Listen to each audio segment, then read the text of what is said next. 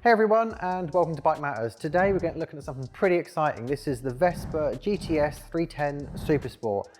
But priced at £6,765, does this justify its price tag? Keep watching and we'll dive right in.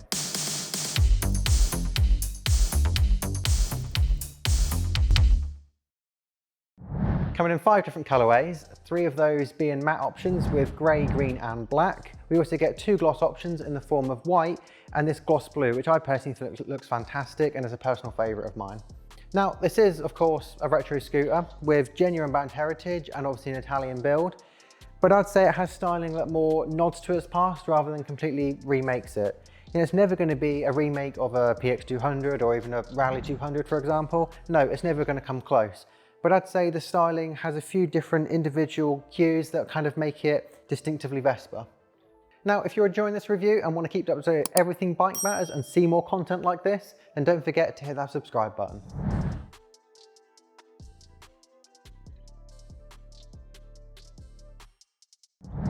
Now, as mentioned, the GTS 310 comes with a 310cc engine. Now, this is improved over the previous generation's 278cc as seen in the GTS 300. And I think this is mainly to combat the issues with the Euro 5 Plus regulations.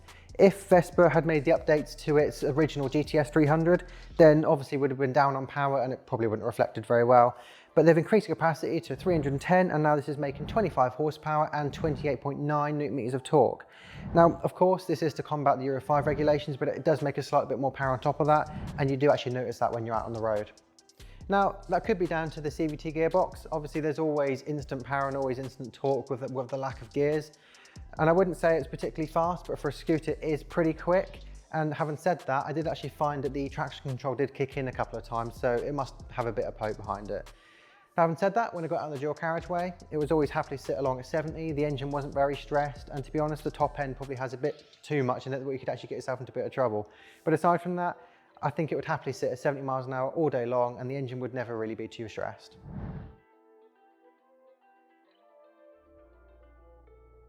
Now, surprisingly, the Vespa is also reasonably fuel efficient. It achieves about 88 mpg, which translates to about 140 miles on faster roads. And when you consider it only costs about a tenner to fill up, I think that's actually pretty impressive.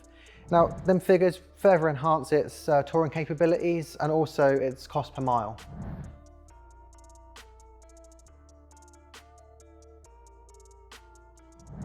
Now, mentioning touring, and I do have to mention one point, I did find that whilst the engine is very under stress at 70 miles an hour on the dual carriageways, and it's also as efficient as it is, I did find it became uncomfortable very quickly because there's the sheer wind blast and lack of wind protection at the front.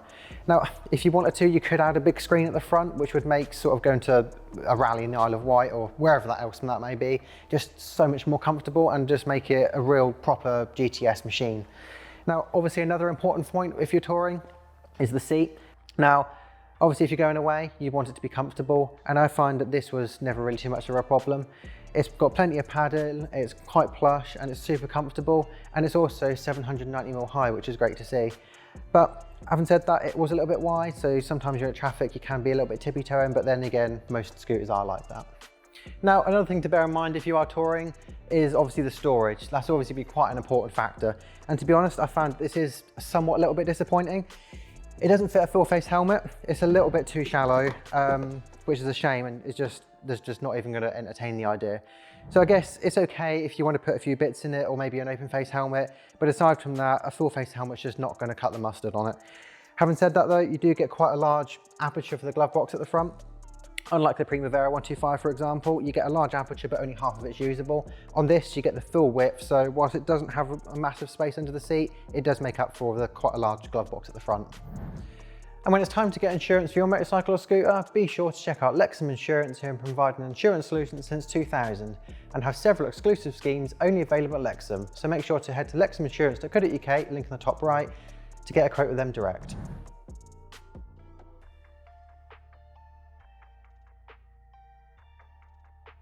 Now, another thing to bear in mind on the Vespa is its weight. I wouldn't say it's particularly heavy. It weighs 163 kilos, which I would actually say is reasonably lightweight for a bike of this capacity. But one thing I would have to say is that you do actually notice that weight when you are out on the road. Now, of course, it's always going to be heavier than a 125 Vespa, for example, but you do notice it just mainly in terms of the balance of like left to right and top to bottom. But this could mainly be down to the fact that it does have a full steel body. And again, I wouldn't really say it's a bad thing. It's noticeable, but it does mean that it does have quite a planted feel on the road, and it doesn't really get blown about too much either.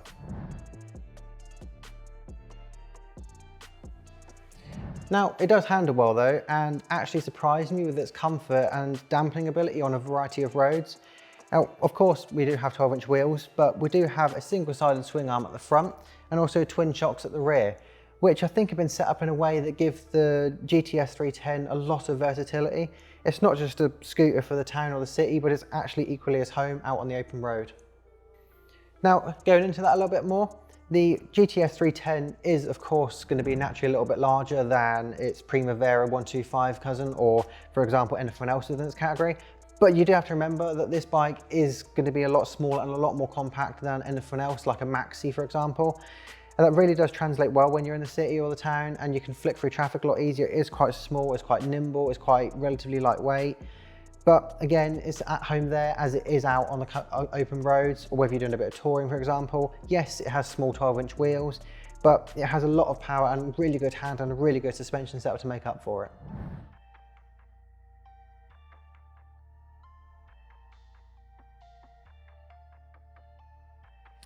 Now, it's all well and good having a little bit of poke behind you, but what good is it if you can't stop it? And on the GTS 310, we find a 220mm disc at the front and a 220mm disc at the back. Now, these are paired with a twin piston caliper at the front and a single piston caliper at the back. Now, of course, in comparison to a motorbike, for example, 220mm discs are quite small, but when you compare it to the fact that this has got 12-inch wheels, when you look at it, you can actually really see that Vespa have maximised all the space that they could get, and there's barely any room outside of the caliper for anything bigger.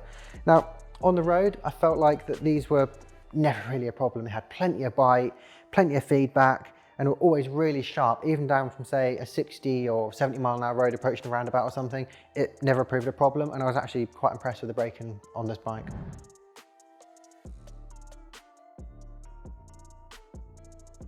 Now, as expected for a bike in this price point, we have LED lighting all around. So it's your LED headlight, your tail light, and your indicators, which are integrated as well, which is quite nice to see. Aside from that, we find a split analog LCD display, which displays everything that you would possibly want. And I think it's quite nice and quite in keeping with its retro appeal. Now, I don't think a TFT or a touchscreen or anything like that would really suit this bike, but this does the job, and it has all your usual economy stats, your trip datas, and everything else that you kind of want. On top of that, we also find Vespa's MIA as standard, with this being the Supersport, this comes as standard. And that allows you to connect your phone for calls, for music, and whatever you may want. Now, on top of that, we actually do get a little voltmeter, which again is quite nice to see. It allows you to look at your battery level on the fly. And we also get keyless ignition and traction control.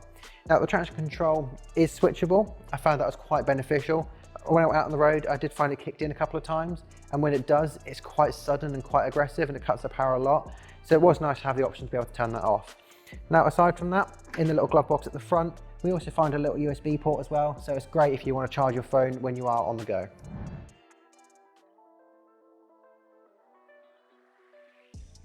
When you're looking at a premium retro style scooter like the Vespa GTS 310 Supersport, you may be wondering what else is out there. I would suggest it has two key competitors in the form of the Lambretta X300 GT and the Royal Alloy GP 350 MT. The Lambretta X300 GT comes with a similar power at 25 horsepower, but slightly lower torque of 24.5 Nm compared to the GTS's 28.9 Nm. It has a smaller 7-litre fuel tank and uses a split analog LCD display, just like the Vespa, to keep it retro. While it's built in Taiwan versus Italy for the GTS, it undercuts the Vespa significantly at £4,999, which is about £1,750 less than the Vespa. The Royal Alloy GP 350 MT has the same engine size, but comes with a bit more power at 27.5 horsepower, although it slightly lags in torque at 27.5 Nm versus the GTS's 28.9 Nm. It's got a bigger 10.5 litre tank though, and does come with a modern TFT display. At £5,199, it's also around £1,550 cheaper than the GTS 310, but does lose out on the brand reputation associated with Vespa.